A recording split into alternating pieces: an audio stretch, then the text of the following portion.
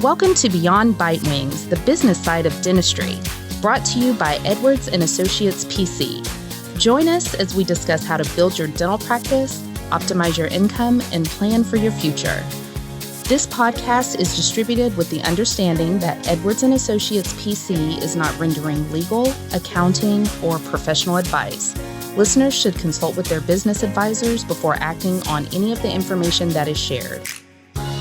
At Edwards & Associates PC, our business is the business of dentistry. For help or more information, visit our website at enassociates.com.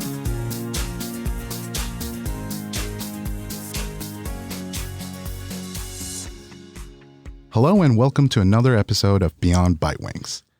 Today we will be talking about leases in general, how to negotiate them, what kind of term lengths to expect out of them, and generally just learn more about how to go about your leases. And here with us we have Robert Edwards, myself Ash Fezula, and our guest speaker, Evan Reynolds. Evan Reynolds, of course. He's a prominent lease negotiator here in the Dallas-Fort Worth Metroplex. Mm-hmm. How are you doing today? I'm doing great. Happy to be here. Thanks, Robert. Thanks, Ash. Oh, yeah. Very good. It is our pleasure to have you here. I'm sure our listeners would appreciate that. Evan is with Dental Space Advisors, and I think you started the company in, 2000? Yeah, we're coming up. Yeah, we're about to start our 20th year, believe it or not. And I know a great many dentists are leasing their space, and for everyone that leases space, you should listen to this because not many people go to the trouble of trying to negotiate a renewal with their landlords, and that's really what most of this is going to be about today. So, Evan, if you want to tell us a little bit about what Dental Space Advisors does, feel free. Absolutely. Thanks again, guys. Great to be here.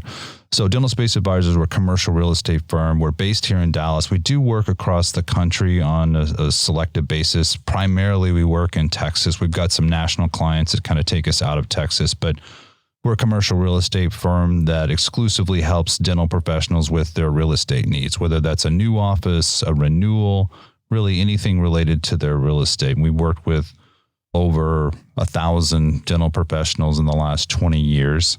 Again, we only represent the dental professional, not the landlord side. So that includes demographic analysis, competition analysis, research, negotiations, really every step of the process. We're usually the first step in the process, and we're with you every step of the way. And like I said, we've been focusing on dentists for 20 years.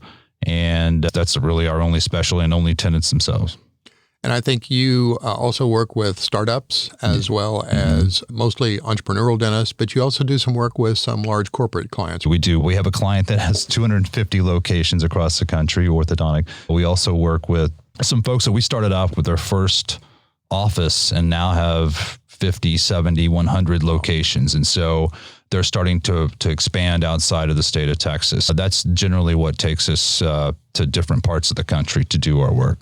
Okay, so you have to be licensed in those. We do. States? Okay. We do. And that's always a consideration. Every state's different. A lot of times we'll have to get a co-broker arrangement in place. It really is not an issue. We just completed a project in Florida, Georgia. We work in California. So it's not really, there are some states that you absolutely cannot do anything, and that becomes problematic. But the vast majority we can work in, figure out a way to do it. Okay, we're associated with the Academy of Dental CPAs. Mm-hmm. We have 28 offices in various different states. And maybe if you're in some of those states, you can provide a contact or be provided, ask them for a contact. We do. To help you out. We get those questions quite a bit. I'll get questions where it's like, hey, I'm in Seattle. Do you work here? I say no. But I try to offer some alternative and say, hey, look, here's somebody that I do know works there. In certain cities, there are specialists like us. It's pretty rare. We have quite a few in Texas, but I had the other day, somebody asked me about Los Angeles, and there's one group that I know about, and I sent that to them. I'm trying, I don't want to just say no. I'm trying to find some way to help them in some sort of direction to go in. That's great. And I know at one time, I think you were considering expanding into the California market. We did. We were licensed in California. It just became a little bit too challenging from a tax perspective and a business operation. Like we had enough business and to make it work, but we just decided that We will work in California upon request. In fact, we had a client we recently worked with there, but like I said, it's a little bit challenging to have. It's easier to co-broker with somebody there locally, as we found out, than to set up a business there because it just becomes challenging. The dynamics. Yes, absolutely. Absolutely. If I'm a dentist and I am an established dentist and my lease is coming up for renewal, yes. Why should I use you? Why can't I do this myself? Yes, I guess I would look at that if I was I can pull my own tooth too. It would be probably messy. not. It would be messy and painful. But no, what I tell people is, I said, the number one thing is that when you go into any renewal, it doesn't matter who you are, is that you have to convince the landlord that there's a very real possibility that you're going to relocate. Otherwise, you have nothing. I tell people it's like going to a car dealer and saying, hey, I have to buy a car from you today. Give me your best deal. Objectives are diametrically opposed. So the real key, whether they're going to do it themselves or us, what we represent is strategy. And that's really the important thing. And a lot of the clients don't like conflict. They don't want to do all the things that are really necessary to negotiate properly with the landlord, because it's not that it's a contentious situation necessarily. It can be, but we have to convince the landlord that there's a realistic option that we are going to relocate. And that doesn't mean me telling them that every day, because they're not going to believe it. And especially with dentists are very captive. Landlords know that. Everybody knows that. It's going to be really expensive to move. So we have to create a strategy and a story that we have to reinforce over many months. And that takes a lot of time and a lot of effort. And it certainly looks more convincing when you have a representative working for you and it's not just you. Because if I really am looking for other options, then I really need somebody out there looking for me. So that's one. But I think a lot of it's just strategy, negotiation, expertise, what to tell them, when to tell them, how to tell them, and reinforcing that strategy throughout the process. Well, I think in my experience, one thing you said about the doctors not being confrontational, that's absolutely true. And because of that, they tend to ignore the lease when it's coming up on expiration until it's too late, really, to implement a lot of those strategies. Take time. Absolutely. So in that respect, how much time should they allow, ideally, for you to do what you do? I encourage people to contact us about 12 months prior to expiration. And you're exactly right. I don't know how many times I've had people contact me and they said, hey, I think my lease is coming up. Next the landlord, month. the landlord called me and I said, oh, okay, can you send it over? And it's less than 30 days away. Yeah. I'm like, you really have no leverage here whatsoever. And a lot of people just don't know when they're leasing. And that's not unusual. There's times when I have to look at my lease and go, I can't remember what year it is. And so it's important to know when it expires and really start the process 12 months before expiration. The earlier you start, the more leverage you're going to have. It's that simple. I know one thing we've done this year that we have included on our tax planning questionnaire is we have the question on there when their lease expires. Right. So we're trying to capture that information for our clients so we can help them and get you in there to help them out. Oh, absolutely. And recently we had a client, and this doesn't happen every single time, but we had a pediatric dental client and they had renewed the lease themselves the last time. And there was a couple of really critical things that they did not address with that. And I don't blame them for that, but that's the way it was. Give us an example of what those critical things were. So I don't know what to look for. Sure. No, absolutely. And so in this situation, I've got another one I'm working on right now. It's exact same situation. Happens to be the exact same landlord. It's going to be interesting. But so is that an advantage or a disadvantage? It might be a disadvantage. I don't know. I'm going to have to really come up with a creative strategy. But in this case, they really are looking at relocating. So there's really two kinds of leases that you'll see. One is a triple net lease, which is mostly what in the retail world. And that's you have base rent plus operating expenses. In some leases, they're considered gross leases. And without getting into too much detail about what a base year expense stop is, anyway, that in those gross leases, all the expenses, everything is inside that lease number, the rent number. And so you only pay for expenses above what they were, the base amount set up in the first year. And so I've got a client right now that has 2011. Their increases or escalations above that base year is $6 a square foot. And what happens, especially a lot of times when these properties get sold, the tax valuation gets reset to an astronomical number in a lot of cases, and your property taxes go up significant. We see it all the time. So if there's a gross lease and you don't update that base year expense stop when you do a renewal, you haven't done anything. You're still working off an old number. You can update that, and it's something that's very accepted. The landlord's not going to object to that. That's a common practice to update that. So that's just one thing. And that was the case for the client that we worked with recently. And so there's a lot of other things that you want to look at. Obviously, the rent. We talk about, the first questions I ask people are, we talk about term. How long do you want to consider as far as a term's concerned? We don't have to know exact. We can look at 5 years, 7 years, 10 years. We want to look at the lease, understand what their renewal options are. Are there set numbers in the lease for the renewal? Now, if those numbers are materially higher than what market is, we can negotiate against that. Again, we've got to convince the landlord that we've got other options. I'm not a big fan of set rents in the lease when you sign the initial lease for the renewal options. It hardly ever works in the favor of the tenant because they're so high. So that's the one we want to understand, the renewal option, what the process is. Sometimes there's situations where once you trigger a renewal option, it sets in motion this process that is binding. You can't get out of it. They'll come back with a number.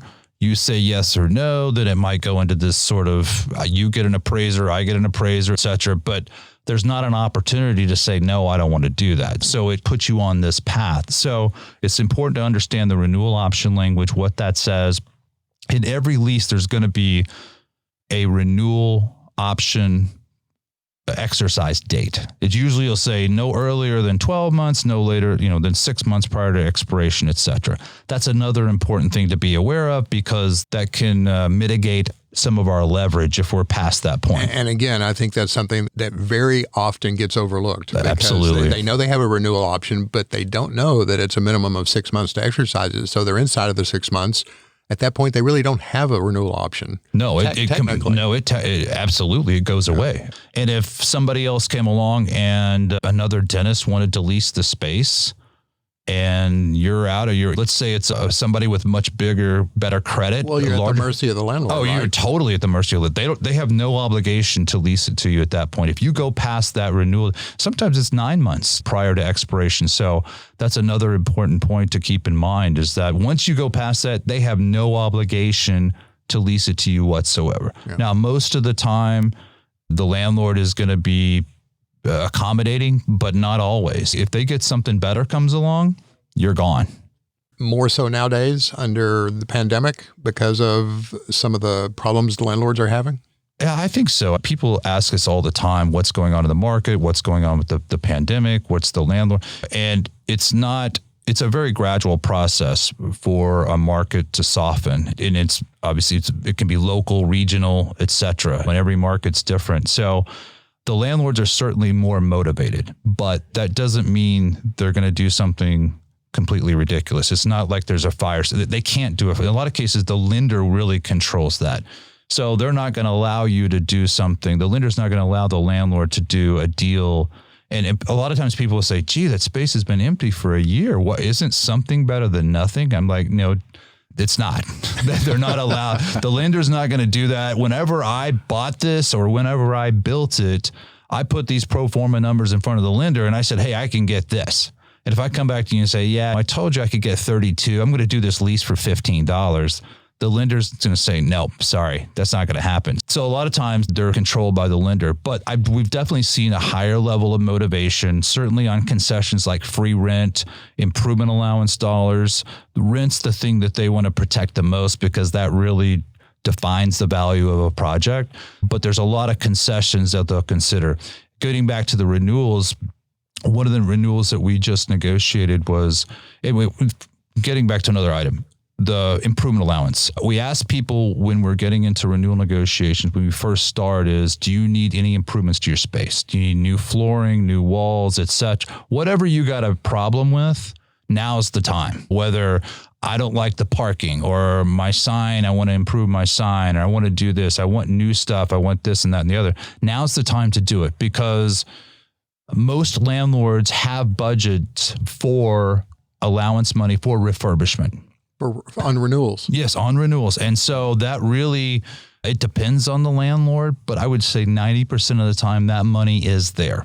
And I say, look, if you don't need it, then let's focus on the rent. But if we do need it, let's get that now. And what we've been able to do in certain cases, tying back into the concessions we're seeing, is we might get an allowance of $20, $25, $30, maybe even more on a renewal, with the understanding we negotiate with the landlord to say, hey, we can use up to half of this for rent.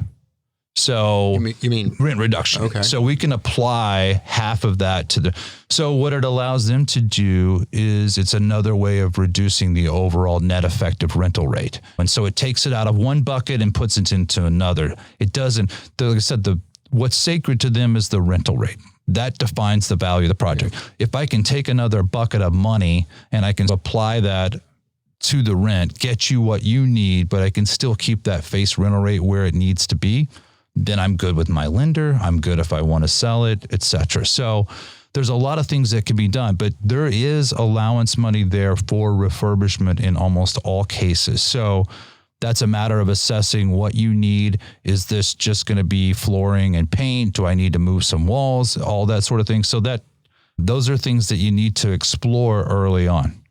And then as far as the rent itself is concerned, are you seeing more free rent now than we did, say, 2 years ago? Absolutely. We're definitely seeing more free rent. Again, I think there almost any concession is on the table at any level. The last thing they want to negotiate, we still negotiate the rent, certainly, and we're very aggressive on that. But there's a much greater willingness to negotiate any and all other concessions everything possible. Yeah, you're going to negotiate the rent, of course, but there's ways. When we talk about the net effective rental rate, which is really the number that matters, okay, taking into consideration all the other concessions, free rent, allowance that we can apply towards the rent, what is the actual net effective rate? And like you said, that's the basis for valuing the real estate is the rent. So I know they want to protect that too. Absolutely. And again, a lot of times the lender dictates that as well. Okay. And then the big question I always get asked when I suggest that someone call you is, well, what is it going to cost me? Exactly. Exactly. So our only compensation we get paid is standard commission by the building owner. And there's usually a landlord broker, and there's usually almost always an amount allotted for the tenant broker. It's not anything we have to negotiate. It's standard in the market, in almost every market. That's our only compensation. If for whatever reason we're working with a startup and this happens, where we might work with somebody for a year and a half, and then maybe they decide to buy a practice, or they may get into a partnership, we're not going to send them an invoice. That's just the way it goes. So it's a contingent business. Specifically in a lease renewal situation, I always tell people up front, I'm not going to charge you no matter what. And even if the landlord somehow comes out of this and says, hey, we're not going to pay you a standard commission, I'm not going to abandon you. I'm going to help you with this situation. Now, there are certain landlords certainly in the retail world that are very resistant to paying standard commissions on renewals. And even in those cases, we'll definitely help people and not charge them for that. We can't do that for everybody, right, but we try to help people and go, okay, look, maybe I can't dive in with both feet on this thing, but send me what they've sent you. Let's talk about it. Let's talk about strategy, what I would recommend. Hey, whatever they send you, send it back to me. I'll take a look at it. I'll tell you, I'll guide you through this. And that can, a lot of times, those are the ones that have 3 weeks until their lease expires. And it's, oh boy, we just got to do the best we possibly can. And you briefly mentioned practice transitions. So in a transition, I've had clients come to me and say, I'm going to sell my practice in a couple of years. I don't want to get a 10-year lease. So what would be your response to that? And we've worked on transitions, the real estate piece of the transitions many times. And I feel like that having rent certainty in place, I don't know if that's 10 years, 5. As we know, the buyer generally needs at least 10 years of term. That can be 5 years of primary term and renewal options and all that stuff. So I found it to be much cleaner when there is a material amount of lease term left on the lease when we're doing the transition. It's one less thing to negotiate, and it just And the lender requires it. Absolutely. They're going to require it. So if there's a transition and let's say there's 6 months left on the lease and I'm going to buy, I got to negotiate the lease as well. And what you don't want to do, and I always tell people, and it happens every time, it's like, okay, we're going to negotiate the letter of intent for the practice purchase. And then it's once we get all that done, then we're going to talk to the landlord. And I'm like, the landlord's sitting there going, oh, okay, you guys have been working on this for 6 months. Now you're coming to me because the lease is about to expire. That doesn't put you in a good position in terms of leverage. So I'm like, I'll tell the landlords, like, look, this may happen, it may not. I try to inject a lot of doubt so they're not sitting there holding all the cards for us. I feel like it's much cleaner to have that lease in place, have the rent. It's known. It's part of the analysis for the buyer. They know the rent. There's cost certainty, all those sorts of things. So I really feel like it's a benefit to have that in place. I don't see any downside to, whether it's 10 years, 5 years, 7, whatever. I don't see any downside to committing to a longer term, even if I intend to sell my practice in a couple of years at all. And then as far as either relocations or startups, this is Dallas-Fort Worth. Yes. It's saturated with dentists. Are there still good spaces or locations available for dentists to open new practices? Yeah, I think that we're predominantly looking, most of our projects are exterior suburbs, but there's a lot of holes in the market. And there's been some practices that have either consolidated or closed and leaving some opportunities. And also, I think it depends on what you bring to the market in terms of how am I different or how am I the same from wherever market I'm going into. People can look at Frisco and they go, oh my God, there's a dentist in every corner. And I'm like, maybe, but what are we doing? Who are they? What are they doing? How do they market? Is this a corporate dental office? How's that going to be responded to? Are you going to live in Frisco? Are you going to be in the neighborhood? So all of those things. And I talk to people, the very first thing we talk to people about is lifestyle. Where do you want to live and where do you want to work? It's very simple, but at the same time, it has a large bearing on the quality of nobody wants to drive an hour to and from work. Yes. And if somebody's like, yeah, we really want to live in Frisco and I'd love to have a practice there. And I'm like, hey, let's figure out how to make it happen. And maybe, and until we figure out there's no way to make it happen. But let's start there. I don't want to go in and go, oh, it's saturated. But there's still 100,000 people that are going to move into Frisco before it's all said and done. So there's going to be additional opportunities. And that's with a lot of the more popular suburbs, Allen, McKinney, et cetera. So we're still finding opportunities, and we talk about scientific site selection. So we look at the numbers. I can drive around and go, oh my God, there's a dentist in every corner. Everybody does that. But we talk about scientific site selection. So we're looking at the data, we're looking at the numbers, we know what works. And so we feel if we can find that, then there's an opportunity there for sure. And certainly some places are better than others. But some places are better than others, and you don't want to go there. You don't want to you don't want to drive an hour outside of Dallas and go. It just doesn't make any sense. There's opportunities to do really well, and as we know, I've seen corners where there's dentists on each corner, and they're all killing it. So and you can't get too intimidated or overly influenced by the dentist you drive by. So there's more to consider than just a few factors. Oh, absolutely. Yeah. And also it's your personality, how you fit into that market, what services you provide, where are you going to position yourself in the market, how are you going to market your services, and who those other people are. Is it a DSO? Who is it? And how can I differentiate myself? And you certainly sound very passionate about what you do, and I appreciate that. I think we have one more question. Ash, yes, this sir. was from one of your clients. Do you want to ask this one? Yeah, sure. A question from the audience. We'd love that. Right. Yeah, I always get asked this question from my clients, and especially now during the COVID times, which is especially with the startup, where they are due a TI allowance amount, but then the landlord would reach out to them and say, oh, we're low on cash.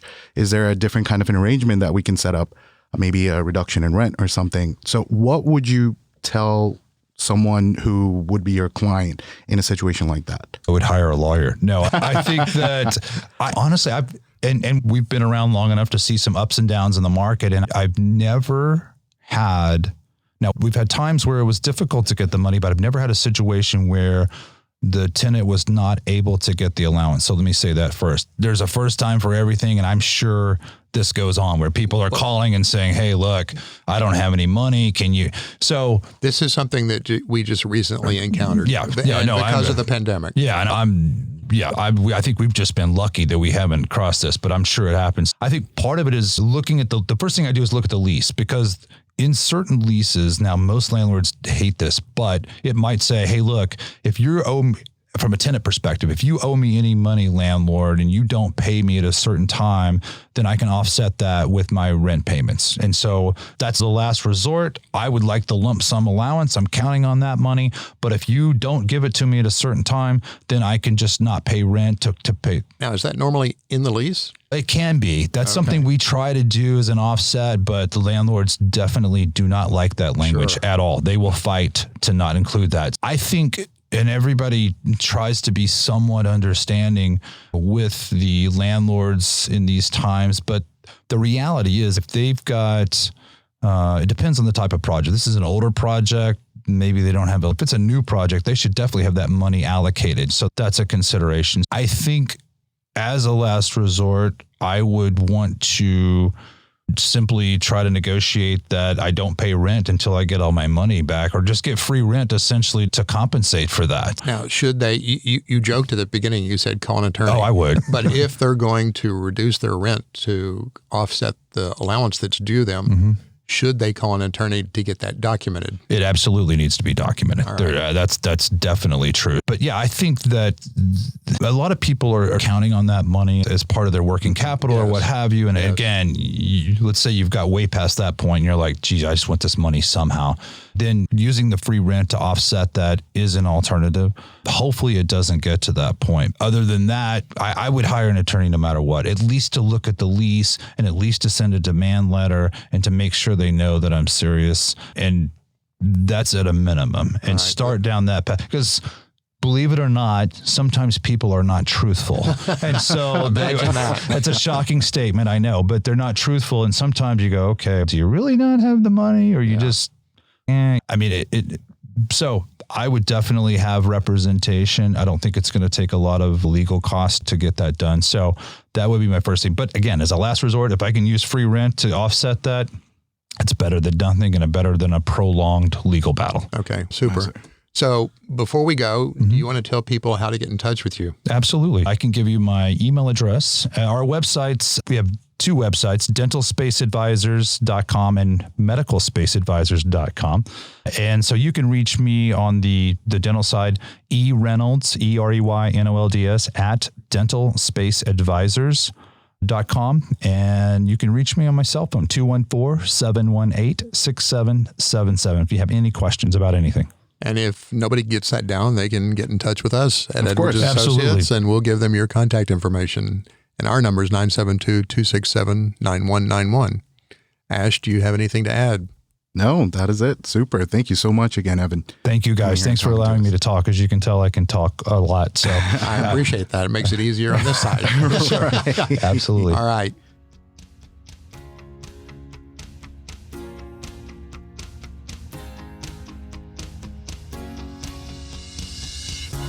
Thanks for listening today. Be sure to subscribe to Beyond Bitewings on your favorite podcast platform. For more info, you can follow us on Facebook, Twitter, and LinkedIn, or reach out to us on our website. You can also shoot us an email at info@eandassociates.com.